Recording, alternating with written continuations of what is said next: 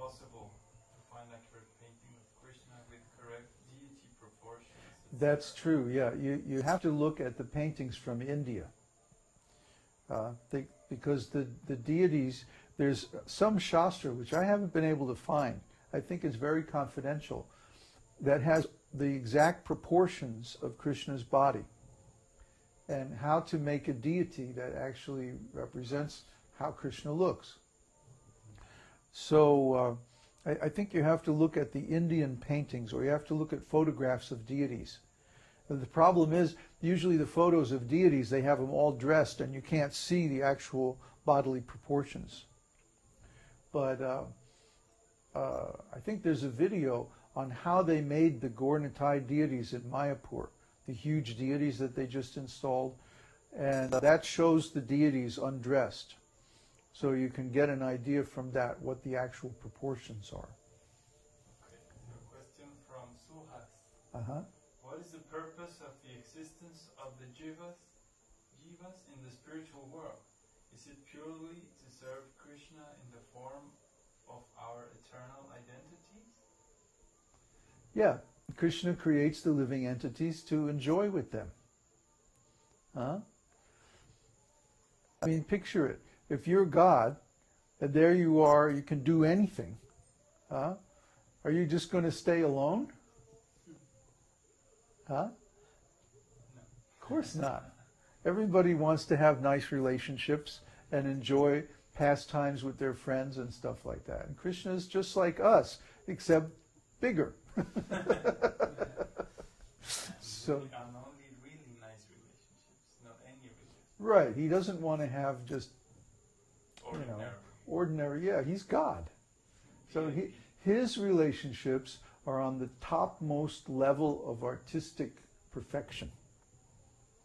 Huh? Like the gopis are appreciating Krishna in one place in Srimad Bhagavatam. And they're talking about how the way Krishna dresses, he folds his dhoti and everything just so, and his turban is like, just right, and his crown and the jewels and the peacock feather that he wears at just a certain angle, It's like all meaningful. It's all artistic. It's all beautiful. Huh? The reflection we see in Apple and Windows. Well, that's a good example. Yeah, we were talking last night about how the windows in Windows are all square and like real hard edged and two-dimensional and very kind of clunky looking. And in the Mac, everything's like 3D and transparent and very sculptured designs and everything, So the whole thing is on a higher level of artistic taste, right? So that's Krishna. Krishna has infinite intelligence, unlimited energy, unlimited consciousness. He can expand himself into an infinite number of forms that all have unlimited power and potential.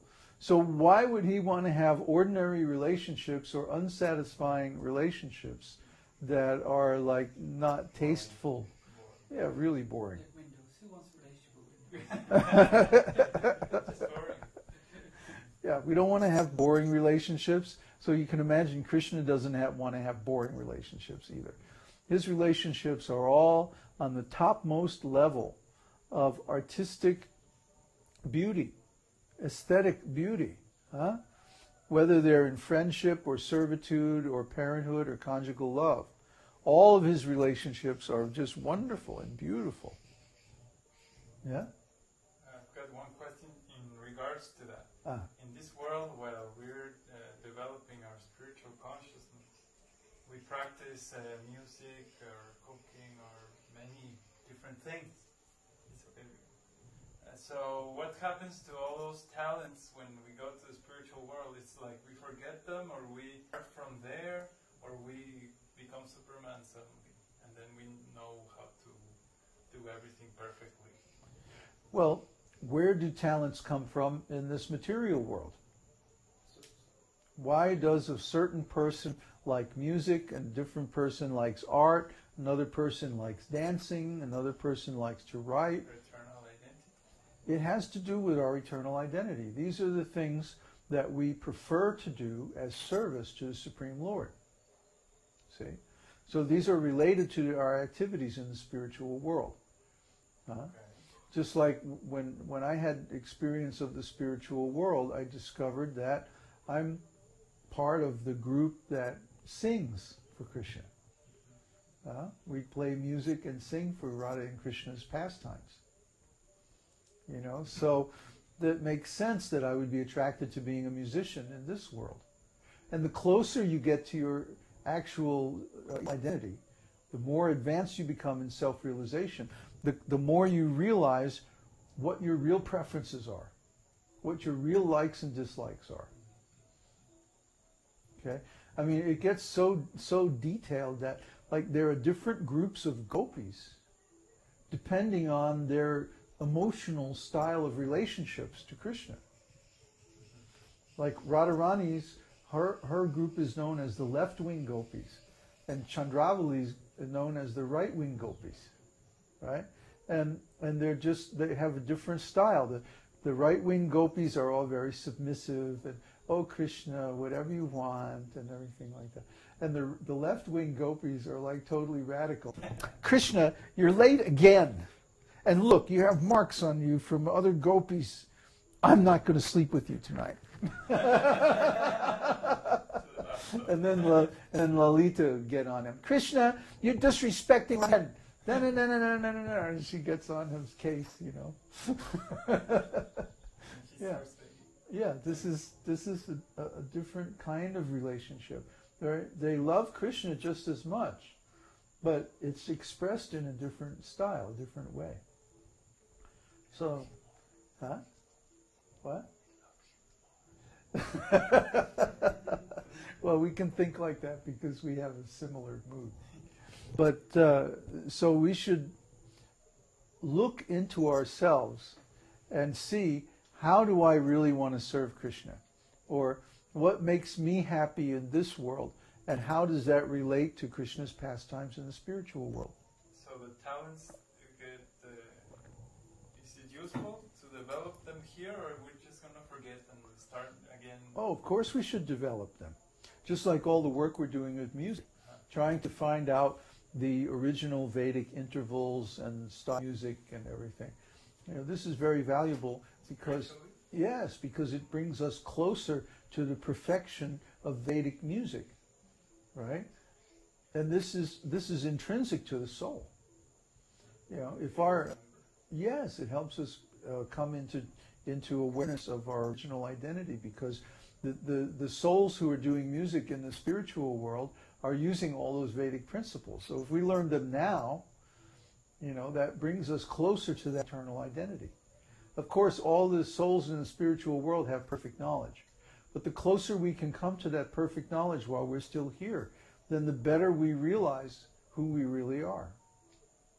And the more our service will be pleasing to Krishna. It's useful only to get closer. But eventually... Yeah. In this world. Yeah.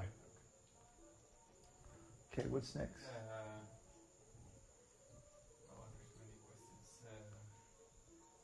Can you explain the three folds on Krishna's neck?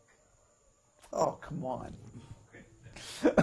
Does a devotee's attraction towards a certain pastime of Krishna give any indication of a person's spirit soul propensity, and where this particular spirit soul will return to within the spiritual planet? Well, of course. It's our preference where we go in the spiritual world. The pastimes that we're attracted to while we're in this body are going to be the pastimes that we enter into when we go to the spiritual world. Doesn't that make sense? I mean, we are the same soul. We're the same living entity. We're just in the material body right now. But when we go to the spiritual world and we're in our spiritual body, we're still going to be the same person and have the same preferences, likes and dislikes and tastes and so on. So we have to look into ourselves. You know, it's not that, it's like some people, some devotees have this idea that their eternal identity is like something imposed from outside. You know, like you're going to go to the spiritual world, and Krishna's going to say, okay, well, we need somebody over here, you know, in the cow protection department, or something like that. You know, it's not a job. It's not like that. It's Something you enjoy. yeah. It's that your eternal nature is like that. You're attracted to a certain pastime because that's who you really are. So the more that you can cultivate that awareness in this lifetime, the closer you come to understanding your eternal identity, realizing your real self. What about if our eternal service is preaching? There. That's never. Ask them to turn it down. It's like, tell them we're broadcasting on the internet to the whole world, and would they please turn it down?